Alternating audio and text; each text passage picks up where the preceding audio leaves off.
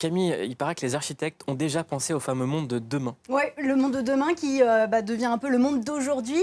Et les architectes du monde entier sont en train d'y plancher. Alors, premier exemple, on va prendre celui des parcs publics. Alors, pour le moment, ces parcs, ils sont toujours fermés, comme ici, dans les départements classés rouges. Et peut-être que demain, il va falloir penser, s'inspirer du projet des architectes autrichiens qui ont imaginé ce parc de la distance, le bien nommé. Vous allez le voir, voilà, c'est un parc qui ressemble en fait à un labyrinthe géant. Chacun marche dans son allée, on ne croise jamais personne et on est séparé des autres marcheurs par une haie. Comme ça, on est sûr de ne jamais rencontrer quelqu'un d'autre. Autre objet du quotidien qui risque de changer, ce sont les bancs publics. Là aussi, on va prendre nos distances. Cette fois, c'est un architecte italien qui propose tout simplement d'installer une cloison entre les badauds.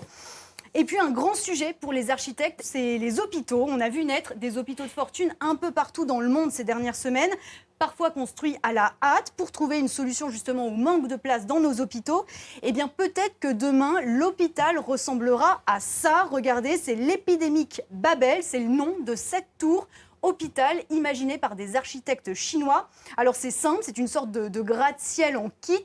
On a un axe en acier au centre sur lequel on peut installer des sortes de capsules, des salles préconstruites.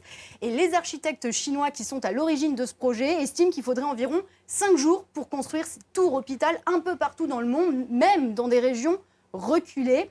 Et enfin, un architecte italien va peut-être sauver notre été à tous.